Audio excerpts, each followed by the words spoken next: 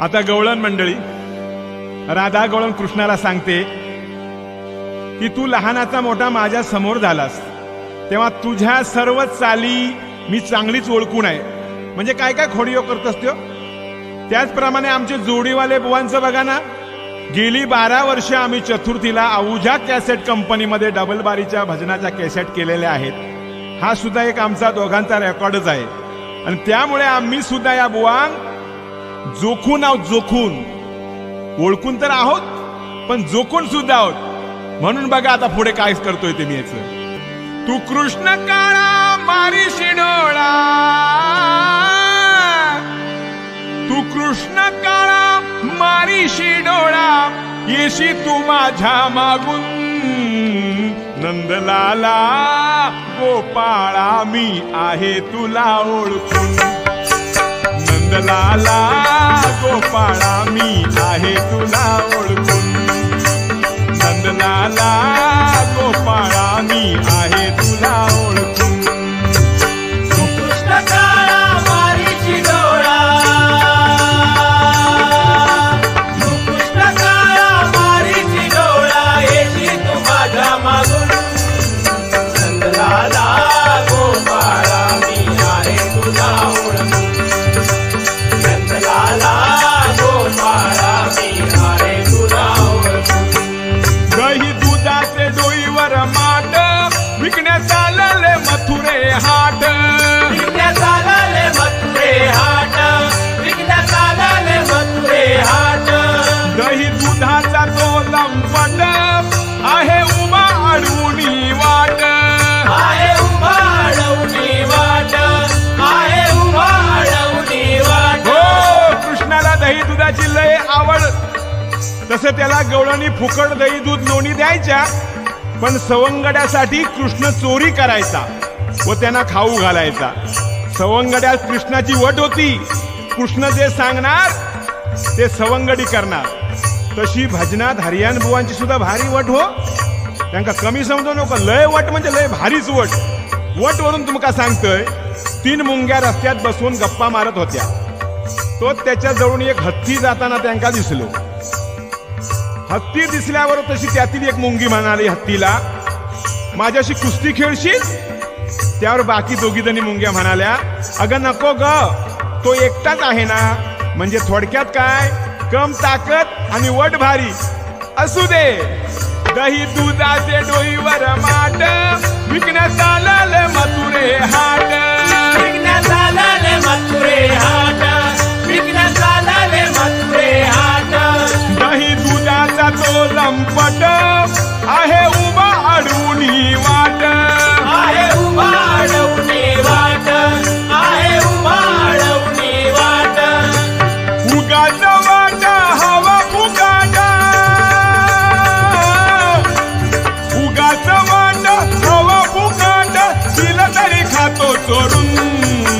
नंदलाला गोपाळा मी आहे तुला ओळखून. नंदलाला गोपाळा मी आहे तुला ओळखून. निघाले घेऊन घागर, गेले पाण्याला नदीवर. गेले पाण्याला नदीवर, गेले पाण्याला नदीवर. घागर घेऊन डोईवर, पायी जात होते भरभर. पायी जात होते भरभर, पायी जात होते भरभर. हो, गवळणींची कळ काढल्याशिवाय कानाला चेन पडायची नाही हो. त्याला सवयच लागून गेली होती. तशी ह्या बुवांग सुद्धा लय मोठी एखाद्याची कळ काढूची याची खोडीच होती. एखाद्या माणसात सवय लागली म्हणजे व्यसन लागलं तर ते काही केल्या सुटत नाही बघा. आता आपण उदाहरण घ्या ना, काय काय दोघे कोण कोण फिरटवणी घेतात ते.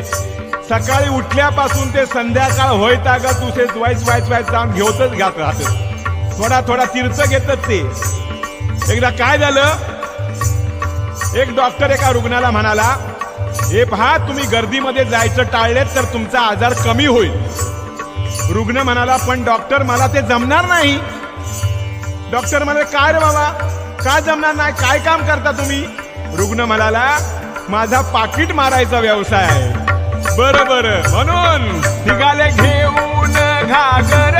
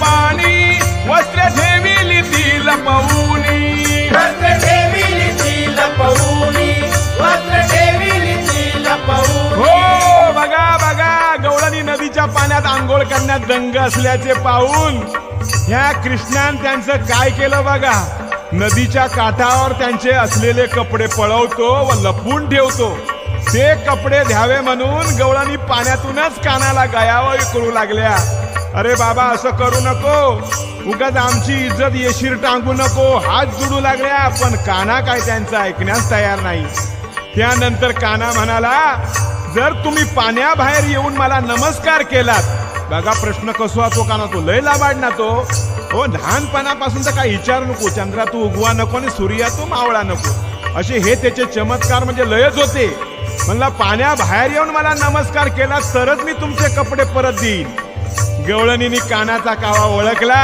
त्या म्हणाल्या तेवढं सोडून तुझं काय पण काम सांग आम्ही ते करू तेव्हा काना मनातल्या मनात म्हणाला हाच मोका आहे चौका मारण्याचा ते म्हणाले यापुढे तुमच्यापैकी कुणीही माझ्या चुगल्या यशोदा माईला किंवा नंदबाबांना सांगायच्या नाहीत आहे कबूल आता मला सांगा त्या कबूल न करून सांगणार कोणाला आम्ही मिळून साऱ्या गवळणी जलक्रीडेत गेलो रंगुनी जलक्रीडेत गेलो रंगुनी जलक्रीडेत गेलो रंगुनी उठून आला तो चक्र पाणी वस्त्र ठेविली ती लपवूनी वस्त्र ठेविली ती लपवूनी वस्त्र ठेविली ती लपवूनी विनंती केली ऐके ना मुळी विनंती केली ऐके ना मुळी म्हणे वंदन कराये लाला गोपाळा आहे तुला ओळखून नंदलाला गोपाळा मी आहे तुला ओळखून त्याला सांगितलं बोलून गोड हा सोडी ना आपली ती खोड हा सोडी ना आपली ती घोड हा सोडी ना आपली ती घोड हा भलताच बाई गद्वाड जनमनाची नाही याला चाड जनमनाची नाही याला चाड जनमनाची नाही याला चाड हो ह्याका चाड माड कायच नाही बघा मोठो झाल्यावर आपण लहान मुलांनी किती सांगत असलो लहान मुलांना आपण किती सांगत असलो की मी लहानपणी तुमच्यासारखा खोडकर खट्याळ नव्हतो तरी एक मात्र खरं की ते वयच मुळी खोड्या मजा करायचं असतं आणि आपल्यापैकी सर्वांनी तर केलेलं असतं त्याप्रमाणे कृष्णानंही बालपणी बऱ्याच खोड्या केलेल्या आहेत पण एकदाही पकडला गेलेला नाही हे विशेष आहे म्हणजे करून सवरून नामा निराळो हे बुवा सुद्धा लहानपणी कमी नाही उचापत होते एकदा ते पोटात दुखत होते म्हणून डॉक्टर कडे गेले बुवा आमचे लय सारखे सारखे बारियो ना त्यांका सारखे सारखे पोटात दुखायचा म्हणून हे डॉक्टराकडे गेले डॉक्टरांनी सांगितलं तुम्ही बुवा आहात ना मी तुमका ताकद योग होईया फळ साली सकट खावे म्हणजे फ्रूट फळ साली सकट खावे त्यामुळे जास्त प्रोटीन्स मिळतात व ताकद वाढते त्याप्रमाणे मी फळ साली सकट खाल्ले त्यामुळे पोटात खूप दुखतंय माझ्या म्हणलं असं कसं शक्य आहे डॉक्टर म्हणाले कोणते फळ खाल्लेस बाबा तू बुवा म्हणाले फणस फणस म्हणजे चारकंडा सकट खाल्लेस की काय त्याला सांगितलं बोलू ना गोड हा सोडी ना आपली ती खोड हा सोडी ना आपली ती घोड हा सोडी ना आपली ती घोड